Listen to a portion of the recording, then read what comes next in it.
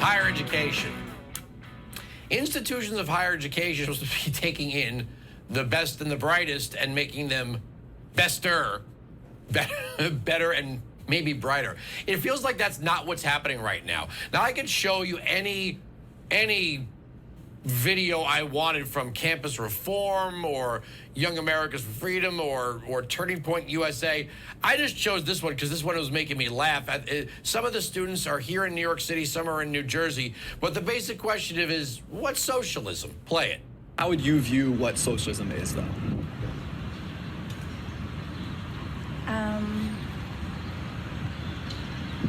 Economically, what is socialism?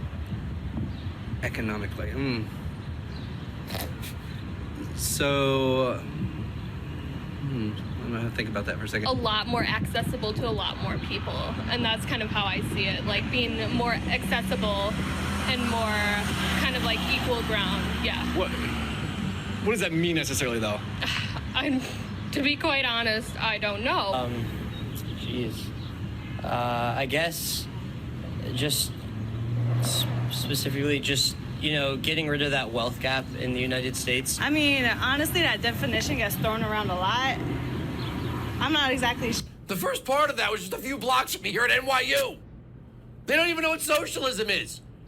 These spoiled brat kids that are going to one of the most expensive private colleges in the country don't know what socialism is. My next guest is a political science professor at Suffolk Community College here in New York and a Campus Reform higher education fellow, Nicholas Giordano. Thank you for joining us.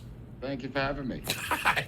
I love Campus Reform. I do. I just, that is, what these kids that go around calling people Nazis and fascists that say they want socialism, and when somebody just asks them, the next part of the video was the interviewer saying, well, what's a fascist? And it was like someone with fascist ideas. Okay, if you don't really know what the National Socialist German Workers' Party is, or you don't really know what Fascisto is by Benito Mussolini, or you don't know Antonio Gramsci is, you don't know this stuff. You say you want socialism, you say you don't like fascism, you don't even know what it is. Well, you have NYU that just fired a professor for him. He was being too hard on his students. Yes. And the students couldn't pass, so they had to get rid of the professor. Education's upside down right now. It's completely ridiculous. The system has collapsed. Most don't want to acknowledge it. But we are not educating students, and they're not able to think critically. They're not able to speak about the issues, and they don't know the very basics of American government, the roles and responsibilities of our institution. And that's why I wrote the piece for the Leadership Institute of Campus Reform, because people need to be aware. I mean, students and adults have all these opinions on all these issues, and yet most people in the United States can't even pass a basic citizenship exam. So tell me about it. It says right here, on the first day of class, I give my students a citizenship exam asking very basic questions about our founding and system of governance and and about the Constitution. Okay, so what happens? Out of my classes, most will fail. So at a class of 35 students, I teach several sections of it. So it's about 2 may pass it, maybe 3 if I'm lucky. And the results have been getting worse and worse each and every year. And we're talking about basic information. Who has the power to declare war? Who is the Speaker of the House? Who named one of the writers of the Federalist Papers? So this is just basic stuff, and they can't answer those questions. And the intent of the exercise, well, there's 3 roles. One is to shame them and make them feel embarrassed that they've been living in this country for so long, and yet they know so little about the country. The second is for them to start asking questions and start pushing back. The second part of the exercise is I give them the Russian Constitution and play it off as the United States Constitution. And most can't identify the difference. And that's a way of saying, hey, wait a minute, you've been in school. A 50-year-old adult has an excuse. They've been out of school a long time. You just went through an entire K through 12 system, and you can't even identify whether or not you're reading the United States Constitution. Don't you see a problem with that? And why didn't you ask questions about the document? And they say, well, you're the professor, so we trusted you that you were giving us the right information. And the point is, don't just trust the information you're getting, whether it's from a professor, whether it's from a news program, a news source.